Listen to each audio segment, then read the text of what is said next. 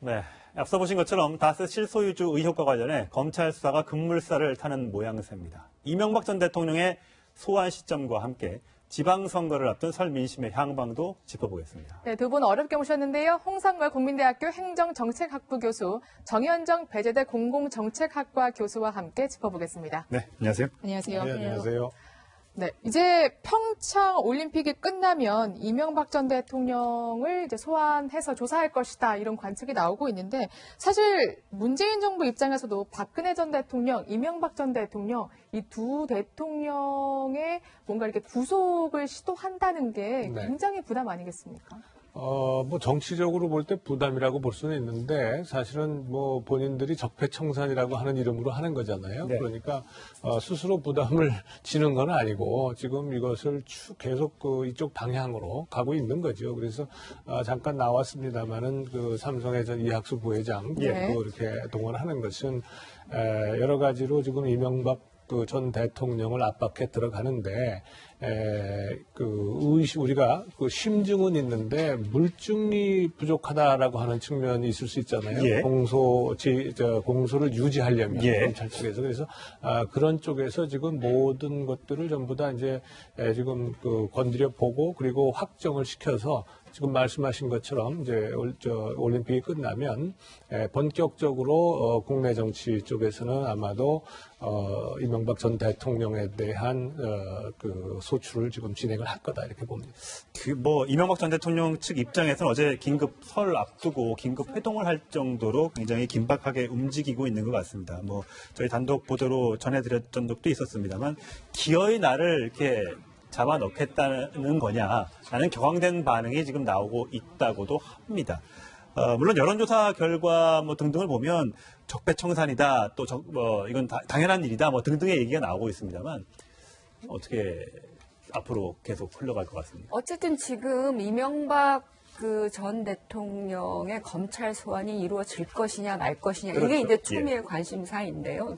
상황적으로 검찰은 차곡차곡 자료들을 모아가고 있는데 예를 들면 삼성의 이학수 전 부회장 같은 경우도 뇌물공여죄이거든요. 예. 그리고 또 비자금을 사실은 받아서 사저로 전달한 사람도 구속이 됐단 말이에요. 예. 그러니까 이게 지금 이명박 전 대통령 주변에서 이명박 전 대통령의 실질적인 말하자면 아까 적폐적 행위든 불법적 행위들을 입증할 수 있는 사람들은 대부분 지금 구속되거나 검찰에 가서 조사를 받고 있기 예. 때문에 그것이 일정 부분 확증이 된다 그러면 결과적으로 받은 사람으로서의 이명박 전 대통령의 검찰 소환도 불가피해 보인다라고 하는 것이죠. 그래서 그 이명박 전 대통령은 실제 마음으로는 거기까지는 안 가기를 바랬을 수도 있겠지만 정황적으로 상황적으로는 사실은 상당한 그 포인트에 가 있는 것 같기도 하고요. 예. 물론 교수님 말씀하신 것처럼 실질적으로 이명박 전 대통령이 그걸 받았다라고 하는 어떤 물증이라고 하는 것들은 굉장히 복잡한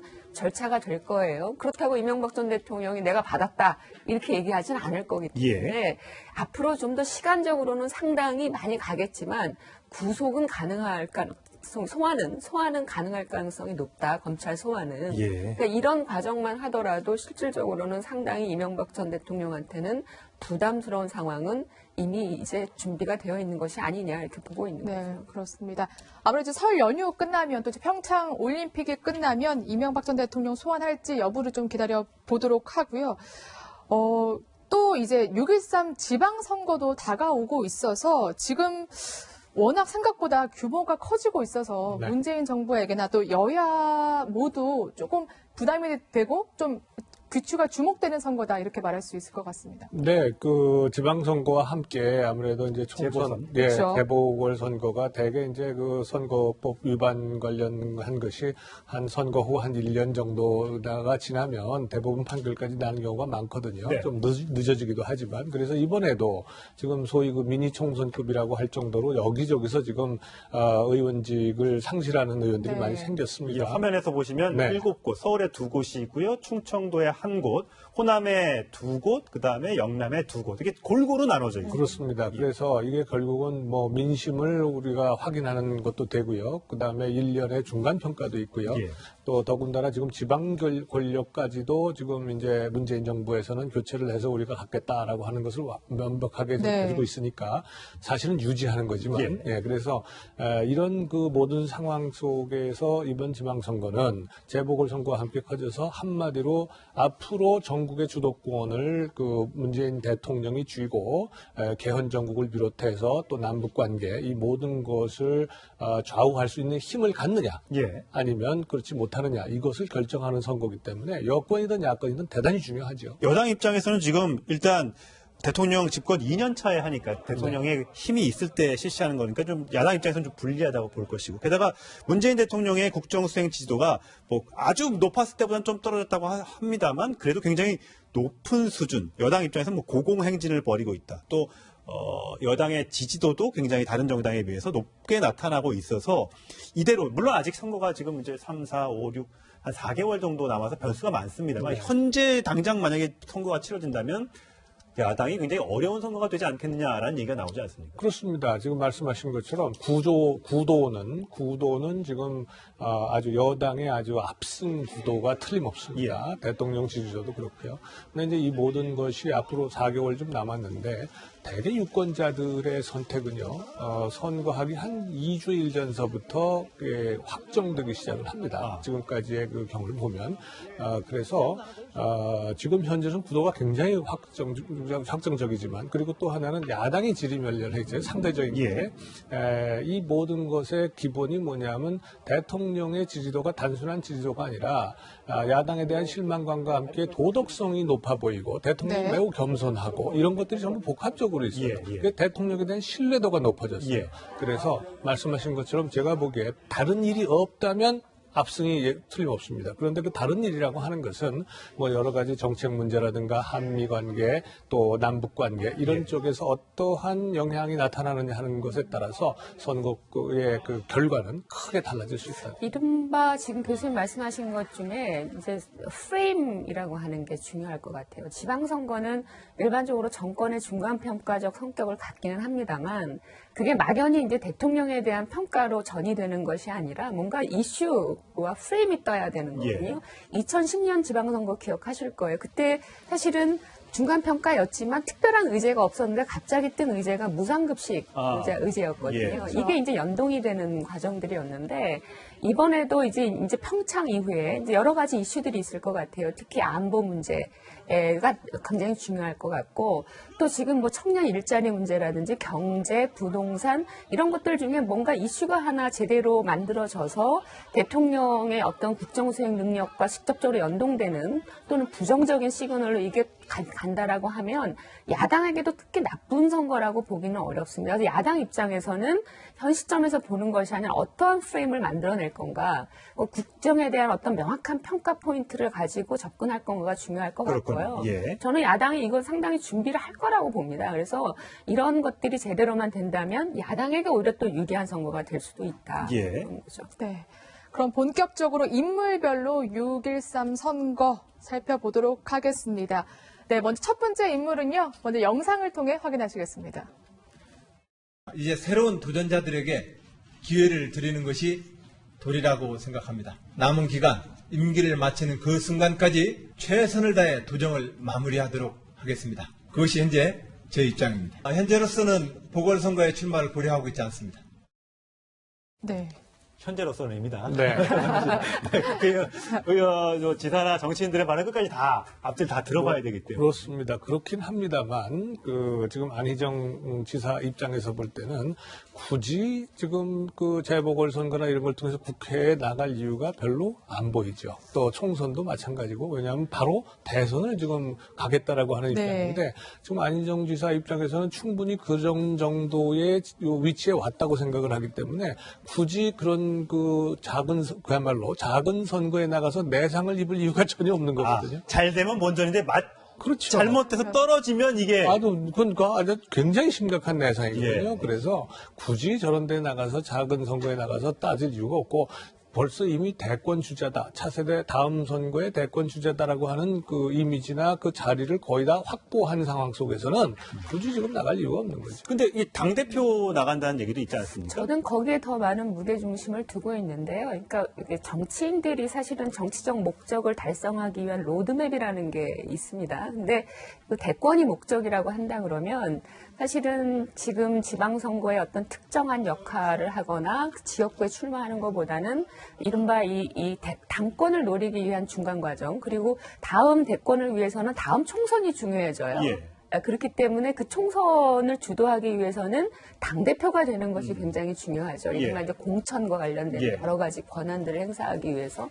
그렇다면 지금 나서기보다는 이미 이제 이번 지방선거를 끝내면 모든 정당들의 지도부들이 바뀔 가능성이 높거든요. 예. 그렇죠. 그렇다 그러면 이제 그 이후에 대권 도전을 위해서는 사실은 지금 사실 한 단계 쉬고 가는 것이 맞는 근데 것이고. 당의 세력이 있어야죠. 당대표가 될 텐데 과연 안희정 지사가 국회의원을 한 번도 안 해봤고 또 국회를 떠난 지가 오래됐기 때문에 과연 쉽게 전당대회에 나가서 근데 이제 우리가 일반적으로 당내 세력을 확대해 나가는 과정들을 보면 자신이 국회의원이라고 해서 세력이 확대되는 건 아니고요. 예. 사실 얼마나 전망성을 갖고 있냐에 따라서 국회의원들의 줄서기가 이제 시작이 예. 되는 것이죠.